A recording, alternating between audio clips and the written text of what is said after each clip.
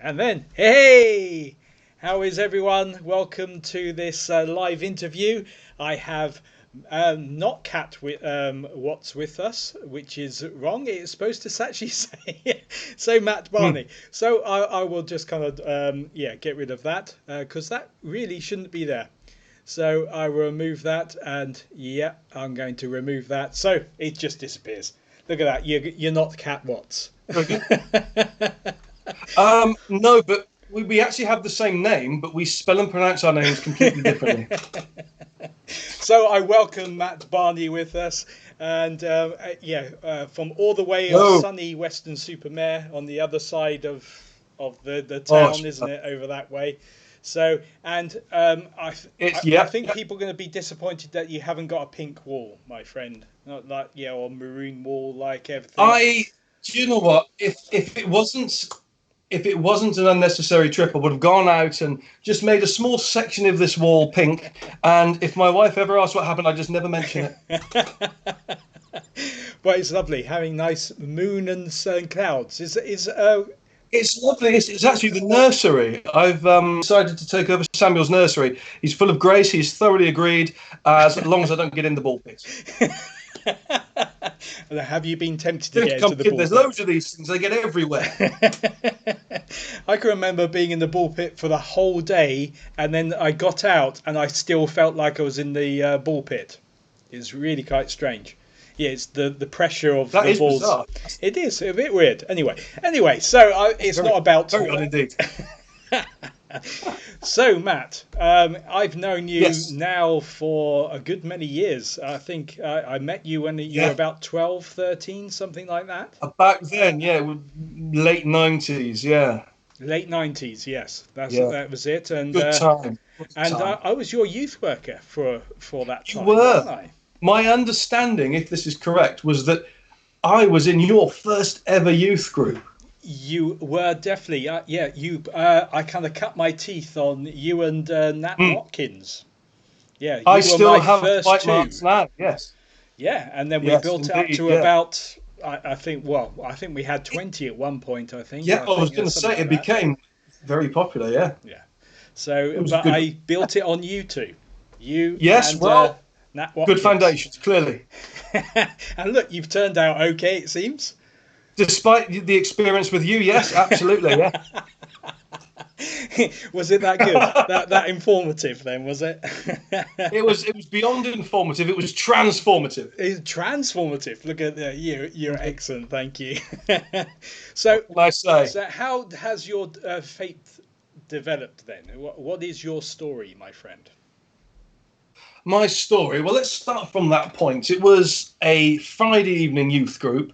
You basically go because either you've got nothing better to do, or you're already in the church, and your parents say, "Why don't you go to a youth group?" In exactly that tone of voice.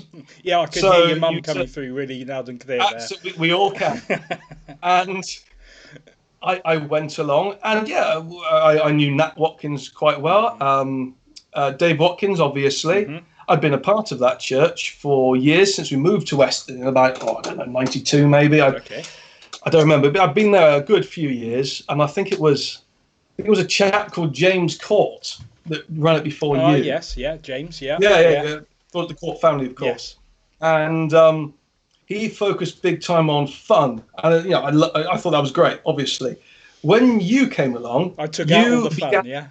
There was no fun, no running, no singing, no smiling. Um, yeah, yeah, that's right. Yeah. What you did instill, you kept the fun, but you instilled an underlying current of interest. All right. You gave us the idea, Hmm. but very slowly drifted in the idea that there's a little bit more to it than just what we see on the surface. And as 12, 13 year olds, you're interested in Nintendo 64s and Link's Africa. Yes. So for you to bring that to us Hmm. was a pretty new experience. Okay. And I remember before too long, you brought in, I think it was maybe 15, 20 minutes of Bible study, and none of it was particularly heavy. The majority of it was New Testament, but you gave us, and you gave me in particular, my very first experience of exegesis. Oh right. Um, So what is And exegesis then? Yeah. I don't know. I just use big words to sound clever. It's one of the many ways I sound photosynthesis. No, exegesis essentially being the critical study of Bible Yeah. passages, going past what's already in front of you, going past the original translation, looking at what might be, Yeah. with the culture around it, the circumstance around it at the time. All right. And that was my first introduction to that. All right. Cool. And that definitely sowed a seed that carried on later on in life. When I was 18, I went back to that in a kind of a new way, a more adult way, with Phil Watkins. All right. Yeah. I helped. It was Hewenden Road Family Church at the time. Yeah. I essentially shadowed him. What that basically means is he picked me up in his car. I'd turn up. We'd mess around on the computer for 3-4 hours, set up the words and whatever, and just talk live. It was a pastoral role essentially. But he always fielded any questions I had from that budding sense of inquiry that you'd instilled. Yes. And a few years after that, you kind of park these things sometimes. It gets a bit much. So I parked it for one, and I picked up a whole new set of friends in Weston. One of them invited me along to St Paul's, which at the time was host to Paddy Beresford. And the first time I went to St Paul's Church, Paddy Beresford was giving a speech on some of the psychological aspects of what Paul had wrote in the New Testament. And it was exegesis. And I loved it. And it just built on the solid foundation, the small line of foundation you set in us in that youth group. It built on that. And my whole life as a Christian, as a follower of Christ, past that point as one of obviously of faith, of trusting, of experience, of Holy Spirit, of supernatural stuff. But it's been primarily in its most active form a critical analysis, almost a theological approach. Not quite a theologian. I'm no theologian. I stop short of that. But you are we all theologians, really? Well, indeed we are. It's just the label. Yeah. We study God. Yes. Precisely. It is theology. It is quite literally theology. Yes. It's as simple as that. It moved on from that to the place where it's at today. I won't go as far as to say that you chose my wife for me, but there's no doubt that my wife, having done a course in theology and deeply looking into going into ministry, there's no doubt that is something that's a big part of our relationship. Great. So it's really moved forward from that point. It was that one moment that you set up for us. That I suppose, if you want to use a terrible Christian analogy, you set a fire off. Okay, that's good. Well, thank you. Well, thank you. Yeah, that's really good. Yeah, thank you. Did you want a shorter answer? Sorry. Not at all. No, that's perfect. That's perfect, mate. Awesome. So you ended up at St Paul's. So what kind of things did you experience at St Paul's then to kind of develop your faith further? Yeah, you built that kind of foundation of the love of the word and stuff like that. So where did that take you? I remember one of the first times I met Tom Yakameni.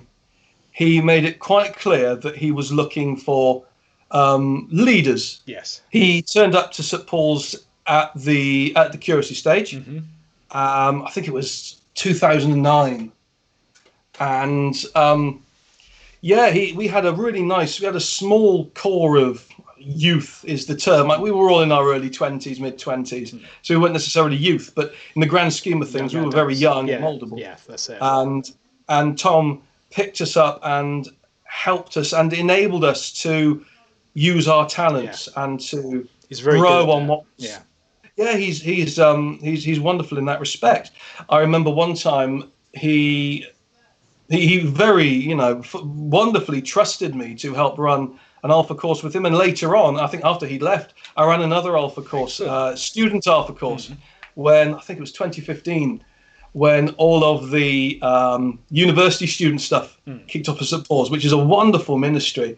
It was absolutely wonderful ministry, and obviously, you lure them in, as with all Christianity. You lure them in with not tea and biscuits, but we lured these guys in. Hot food and Wi-Fi.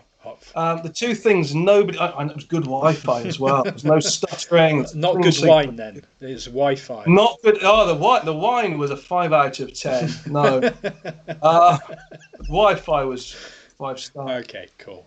But yeah, and I went on to get involved with that, and I was always involved in some capacity from day one at St Paul's. Generally, with the tech stuff, I'd be doing the words up on the screen during services, or doing for a while. We had a small online section. We were trying new expressions of church, and we do new online, small online sections where we would write, a very small sermon, almost like not a 10-second sermon. But a 60-second sermon and post that. And I was involved in lots of things like that, lots of things that stretched me, outwards and upwards. Yes. And the result of which was a real depth. And I had a really fantastic time. Okay. Actually, it was a wonderful time of growth for me. Great. And so because you are very technically minded, because that's what your job is. So what is your job? Yes. I am a software developer. Okay. So what have you been developing then? Oh gosh, lots of things, which isn't a helpful answer. Most recently, yes. We have been maintaining something that the company developed back in 2018 called IDEA. It's basically an online skills platform. All right. Where it's aimed at secondary school age children or pupils. It's aimed at everybody, but that's the base aim. And it's a wonderful expression of online learning. And it's something wonderful to be a part of. And as you can imagine at the moment, there's lots for me to do. Well, yeah, because there's lots of people wanting to learn new stuff, I expect. Because absolutely. And there are young people at home with things to do, and you soon run out of Facebook videos to watch, etc. And they jump on and they get involved with that. So at the moment it's educational software, but I've done all sorts. I've done all sorts of things. Well, so that would be a good thing to kind of share then. I'll share it in the comments on the thing. Please do, yeah. So if you send me a link on that, and then I absolutely will. Yeah, that'd be a great thing, and give you more to do. Do you know what? The more work you can give me, Andy, the better. Great. And if you ever hear anyone say that again, they're probably lying to you. Yeah, true. I'll be on a road trip if I'm not careful. So relationships. So with Carolyn. Yes. So how did you find? How did you come across Carolyn then? So was she at St Paul's then? Yeah, she was. She'd been going to St Paul's for about 18 months before I first met her. There's a bit of a tale behind. I added her on Facebook, not entirely knowing who she was. Now, that gives the impression that I'm going around just going through a list of bills. Add, not so much. Add. Is this the old version of Tinder, is it? Yeah. Well, all I can say is she's watching this, and if she comes in now and she starts beating me, then you'll appreciate the reasons. But one day, just many months after I'd messaged her, and many months after she'd added me, she messaged me out of the blue about something I posted, and we just had a wonderful conversation, got chatting, and she was away at university at the time in Chichester, studying, like I said, theology. Yes. So she came back that summer for the break. I think it was actually the end of her third year. And she came back and we met up, and we just carried on getting on like a house on fire. And she's a really lovely young lady. She's actually evidence. Our relationship is evidence of God both having grace and a wonderful sense of humour. Grace that I am married to her, and a sense of humour that she's loved with me. And you have to have a sense of humour. Just full stop. Yes, indeed. Yeah. Okay. So how long have you been married now? How long have I been married, or how long does it feel? She's going to come in and whack you in a minute. No, in a few days' time, literally 3 days' time, I remember the date of our anniversary, we'll have been married for 3 whole years. 3 whole years, wow. Doesn't feel like 3 years at all. The time has flown by. It's been a fantastic 3 years. I'm blessed. I'm genuinely blessed to have a wife like her. Great. And if she says something positive about me, then I'll take that as a win as well. It's been a really wonderful 3 years. Well, I've yeah, kind of. Though I didn't see you for quite a stretch, Mm. yeah, you've obviously developed into a well-rounded young man, really, haven't you? Well, Really. actually, I've lost weight, but I was indeed once well rounded, indeed. No, yes, I very much so became my own person. Yes, Yes, great. which is I think is a positive that everybody should aim for, Hmm. no matter their stage in life, whether they feel like they're the real deal now or whether they feel like they're a nobody or somewhere in between. Hmm. Just become the realist version of yourself. Yes. So, Yeah. what's your future ambitions? If there, what things are you proud of now? Where do you feel you're going to be going for the future? Where does Mm. your faith fit into that? All those kind of things. Mhm. Well, what I'm proud of the most is probably my work with IDEA. Although, like I said, I've done loads of things. I love the work with IDEA.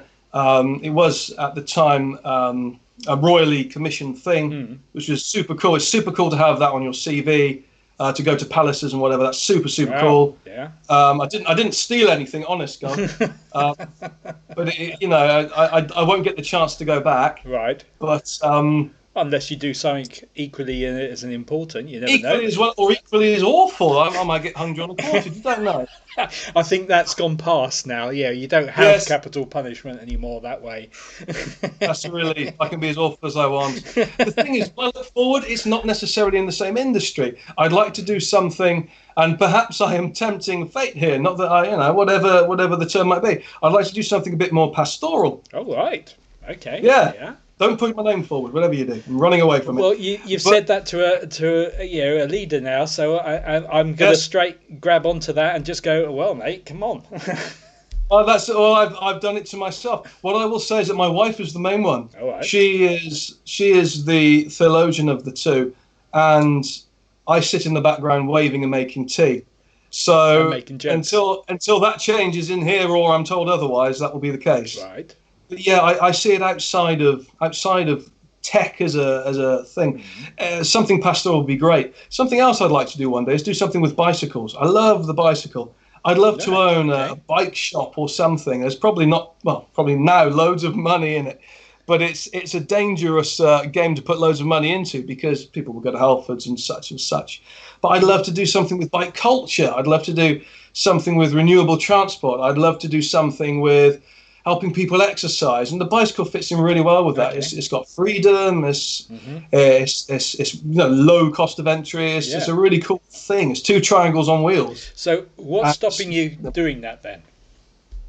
that's a great question. It's something I have to ask myself. At the moment, I'm trying to get through a global pandemic, which is a really helpful Well, excuse. yes, true. That is a little bit of an Indeed. excuse. Yes. Yeah. Indeed, I will say for a lot, for a long time in the new year, I was asking God, I was praying and going into what shall I do next? God, give me a sign, make a way for me, make a change. A global pandemic isn't necessarily what I was asking for, but it could very well be that it sounds ridiculous, but the small threads in these things, you Most can hear definitely. the whispers, and it can be used Most definitely. to almost force my hand.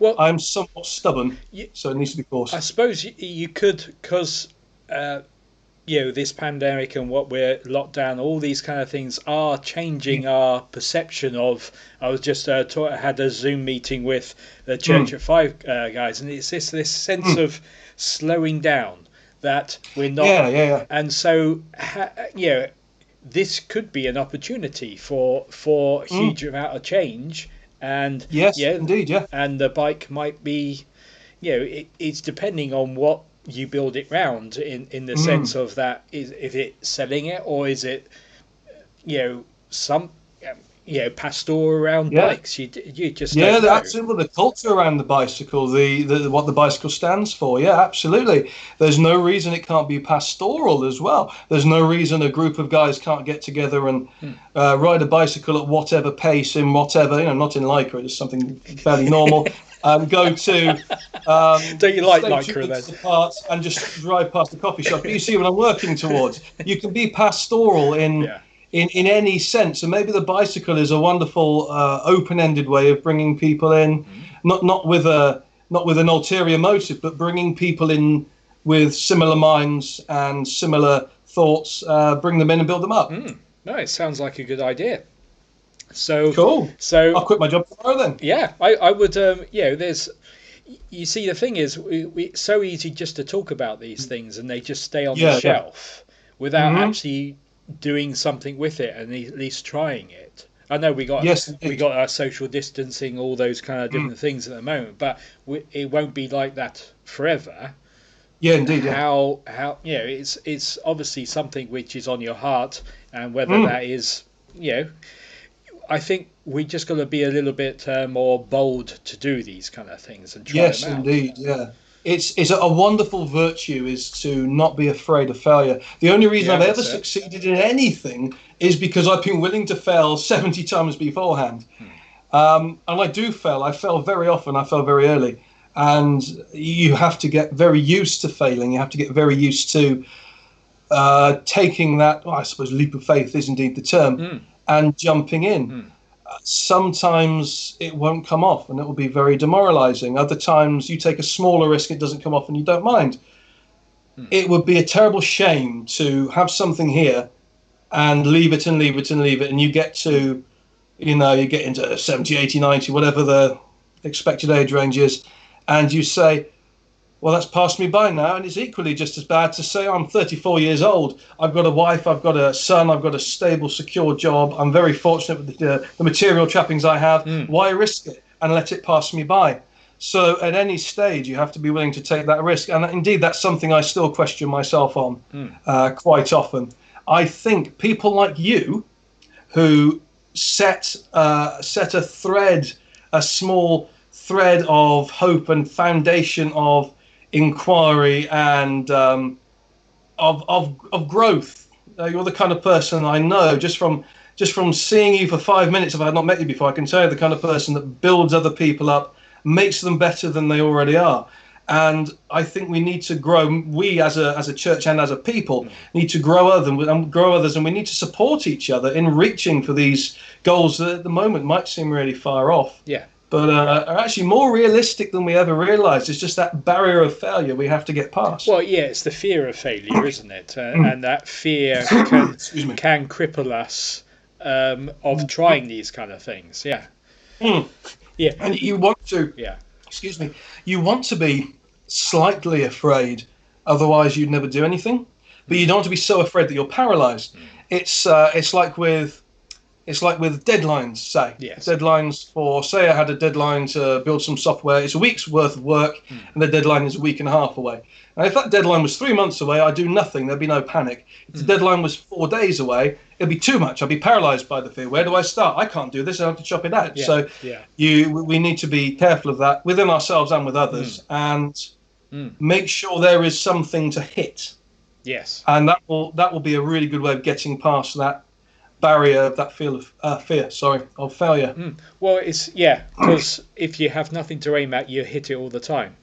Basically nothing. You're absolutely correct. So yes. it's having that target, having that focus, and your faith gives you that kind of focus because of the pastoral side of things and stuff like that. Yes. Yeah. Absolutely. You know that as awful as it might sound, you know that you can try anything, and failure really is inconsequential. I'm not saying our daily lives are inconsequential. I'm not saying financial failure or the way that we don't meet our goals and feel terrible about it is inconsequential.